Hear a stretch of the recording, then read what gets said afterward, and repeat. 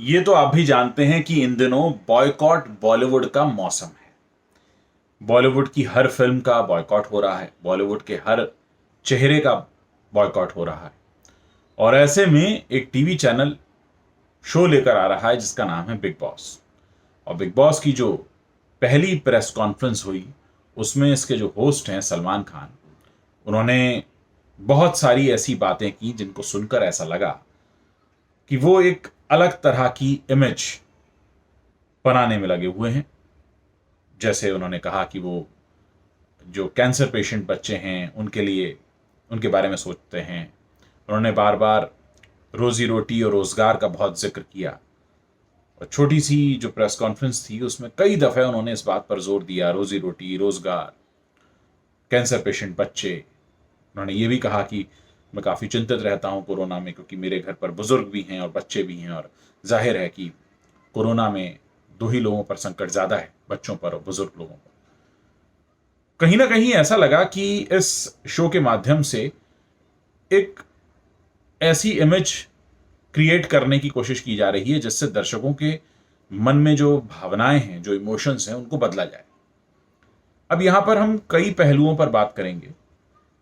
एक TV channel जब कोई शो लॉन्च करता है और उसमें एक बॉलीवुड के महंगे चेहरे को लेता है तो कोशिश ये होती है कि दर्शकों को बांधे, क्योंकि पैसा इसलिए खर्च किया है कि दर्शक हमारा शो देखें। ये जो चेहरा आता है उस शो को होस्ट करने के लिए, इसकी कोशिश भी ये है कि दर्शक इस शो को देखें और साथ ही साथ एक इमेज भी साफ हो। और इस समय इमेज साफ करने की सबसे ज्यादा जरूरत किसको है? आप जानते ही हैं, बॉलीवुड से जुड़े हर व्यक्ति को अपनी इमेज साफ करने की बहुत ज्यादा जरूरत है, क्योंकि इस समय सबसे ज्यादा सवालिया निशान बॉलीवुड पर लगे हुए हैं। तो चैनल की ये कोशिश कि ज्यादा दर्शक हमारा शो देखें, और शो को होस्ट करने वाले की ये कोशिश कि ज्यादातर लोगों के बीच बॉलीवुड की और उनकी इमेज अच्छी हो जाए, इस सब के बीच में जो सबसे बड़ी जिम्मेदारी है वो हमारी और आपकी है। तय हमें और आपको करना है। ये दो लोग फरियादी बनकर हमारे सामने खड़े हैं। एक फरियादी है चैनल, जो कहता है कि हम एक तमाशे को लाए हैं और आपको उस तमाशे को देखते रहना है, जिससे कि हम ज़्यादा से ज़्यादा उस पर एड रेवेन्यू बना सकें। हम एडवर्टीजमेंट दिखाएंगे, उसका पैसा हमें मिलेगा, आप देखेंगे।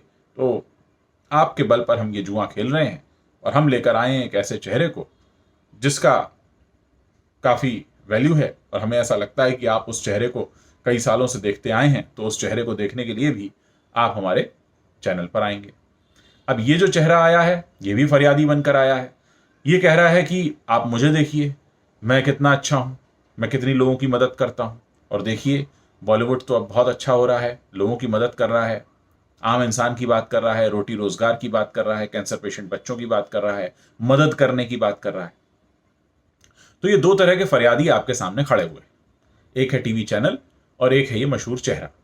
तय आपको करना है, क्या आपको लगता है ये सही वजह होगी आपकी इस शो को देखने की? और फिर इस शो से जुड़ी भी कई सारी बातें हैं कि जहां तक हमारी भारतीय संस्कृति का सवाल है, तो इस शो में अक्सर कई बार ऐसी बातें हुई हैं जिसको लेकर लोगों ने सवालिया निशान लगाए हैं। फिर चाहे वो कुछ ऐसी हरकतें हों जिनको देखकर हमें लगता है कि हम परिवार के साथ नहीं देख सकते, या कुछ ऐसी भाषा शैली हो जिसको हम नहीं देखना चाहते। फिलहाल ये एक बहुत महत्वपूर्ण फैसला 130 करोड़ लोगों को करना है कि आप इस शो के साथ क्या करना चाहते हैं। फरियादियों की फरियाद मैंने आपको बता दी है। एक फरियादी है जो ये कहता है कि आप हमारे चैनल को देखिए, हम इस पर एडवर्टीजमेंट दिखाएंगे, इससे पैसा कमाएंगे और हम आपका मन बहलाएंगे। ऐसा फरियादी नंबर 1 जो टीवी चैनल है उसको लगता है। फरियादी नंबर 2 ये है, वो कहते हैं देखिए हमने डील साइन कर ली है, हमने करोड़ों रुपया ले लिया है, अब आप आइए इस शो को देखिए और देखिए हम तो बात कर रहे हैं आपके भले की, समाज सेवा की, गरीब लोगों के कल्याण की, और देखिए हम तो ऐसी अच्छी अच्छी बातें कर रहे हैं कि बॉलीवुड पे लगे सारे दाग अब धुल जाएंगे और सब कुछ बहुत अच्छा हो जाएगा। लेकिन इन दोनों फरियादियों की नहीं चलने वाली है। चलने वाली किसकी है? जज की। और जज कौन है? जनता, 130 करोड़ की जनता। तो इस पूरे मामले पर मैं अपनी कोई राय नहीं दे रहा हूं, क्योंकि मैं आपसे जानना चाहता हूं कि आप इस बारे में क्या सोचते हैं।